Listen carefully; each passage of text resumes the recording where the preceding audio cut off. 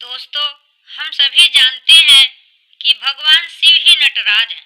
शिव के नटराज रूप का क्या है रहस्य, कौन है उनके पैरों के नीचे तथा भगवान शिव नटराज किसका प्रतिनिधित्व करते हैं, आइए जानते हैं इस वीडियो के माध्यम से।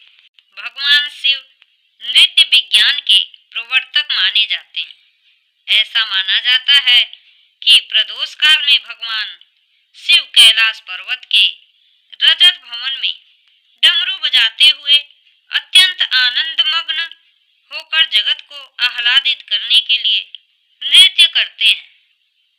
यह मूर्ति कला, नृत्य और नाट्य कला के स्वामी के रूप में शिव का प्रतीक है। इसमें आमतौर पर शिव को नाट्य शास्त्र की मुद्राओं में से एक में नृत्य करते हुए दिखाया गया है। उनके बाएं पिछले हाथ में अग्नि है, अगला हाथ गजहस्ता या दंडहस्ता मुद्रा में है।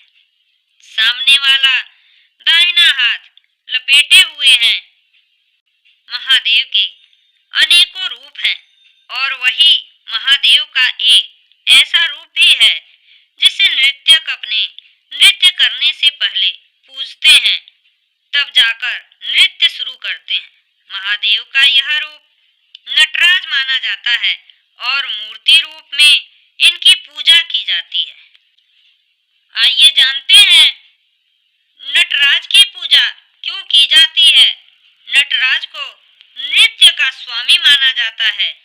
आखिर क्या कारण हो सकता है जो नटराज नृत्य के स्वामी माने गए हैं और हर नृत्य से पहले उनका आशीर्वाद क्यों लिया जाता है। आज हम इसी रहस्य को जानेंगे। नटराज भी महादेव का ही स्वरूप है। आज तक हमने ये सुना है कि महादेव क्रोध में तांडव करते हैं, जिसे रौद्र तांडव भी कहा जाता है। लेकिन महादेव का एक और तांडव भी है जो बेहद आनंदित है और प्रेम भाव लेकर किया जाता है।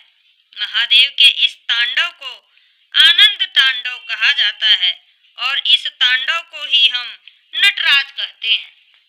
नटराज को अक्सर मूर्ति के रूप में नृत्य की मुद्रा बनाए देखा गया है। नटराज रूप की मुद्रा और इनकी कलाकृति का वर्णन कई ग्रंथों में भी मिलता है। नटराज के नृत्य को कॉस्मिक डांस यानी लौकिक नृत्य भी कहा जाता है, जो दर्शाता है कि जीवन की उत्पत्ति और जीवन की शुरुआत क्या है और जीवन का अंत और विनाश क्या है। इस नृत्य से महादेव ने समझाया है कि यह पूरा जीवन क्या है। आइए जानते हैं शिव के नटराज स्वरूप के पीछे की कहानी। एक बार भगवान शिव और माँ काली के बीच एक प्रतियोगिता हुई, जहां वह दोनों यह देखना चाहते थे कि माँ काली और महादेव के बीच में नृत्य और अभिव्यक्ति में कौन सबसे ज्यादा अच्छा है। इस बीच विष्णु जी भी वहां उपस्थित थे, जो यह बताने वाले थे कि दोनों में से कौन सर्वश्रेष्ठ है। जब महादेव जी ने अपना आनंद तांडव शुरू किया, तब उनके अभिव्यक्ति पूरे शरीर के साथ झलक रही थी। उनका नृत्य ऐसा नृत्य था कि पूरा ब्रह्मांड, देवी देवता और साधु संत सभी देखने लगे और देखकर बेहद आनंदित हो उठे, और कोई भी नहीं चाहता था कि यह आनंदमयी नृत्य कभी खत्म हो।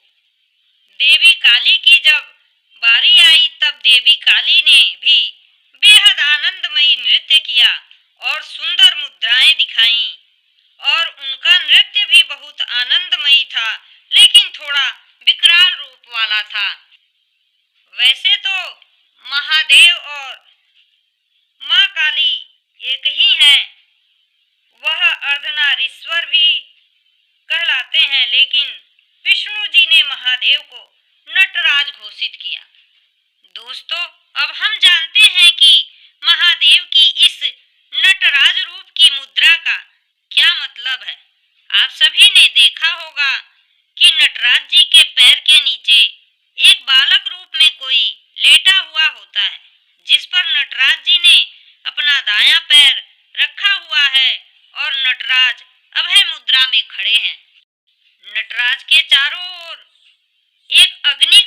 चक्र है जो कि उनके पैरों पर शुरू होता है और पूरा गोल आकार करके पैरों पर खत्म हो जाता है। नटराज की मूर्ति की 4 भुजाएं हैं और उन्होंने अपने एक पांव से एक बालक को नहीं, एक बौने अपस्मार को दबा रखा है। दरअसल अपस्मार एक राक्षस है जो कि बुराई को दर्शाता है। उनका दूसरा पांव नृत्य मुद्रा में ऊपर की ओर उठा हुआ है। उन्होंने अपने पहले दाहिने हाथ में डमरू पकड़ा हुआ है। डमरू की आवाज निर्माण का प्रतीक है। इस प्रकार यहाँ शिव ही ब्रह्मांड के निर्माण की शक्ति को दर्शाते हैं। ऊपर की ओर उठे हुए उनके दूसरे हाथ में अग्नि है। यहाँ अग्नि विनाश का प्रतीक है, इसीलिए महादेव को डिस्ट्रॉयर भी कहा जाता है। इसका अर्थ यह है कि शिव ही एक हाथ से सृजन करते हैं तथा दूसरे हाथ से विलय। उनका दूसरा दाहिना हाथ अभय यानी आशीष मुद्रा में उठा हुआ है जो कि हमारी बुराइयों से रक्षा करता है। उनका उठा हुआ पांव मोक्ष को दर्शाता है। उनका दूसरा बायां हाथ उनके उठे हुए पांव की ओर इंगित करता है। इसका अर्थ है कि शिव मोक्ष के मार्ग का सुझाव करते हैं और उन्हीं के चरणों में मोक्ष है। उनके पैरों के नीचे कुचला हुआ बौना दानव अज्ञान का प्रतीक है जो कि शिव द्वारा नष्ट किया जाता है। शिव अज्ञान का विनाश करते हैं। चारों ओर उठ रही आग की लपटें इस ब्रह्मांड की प्रतीक हैं। उनके शरीर पर से लहराते सर्प कुंडलिनी शक्ति के द्योतक हैं। उनकी संपूर्ण आकृति ओमकार स्वरूप जैसी दिखती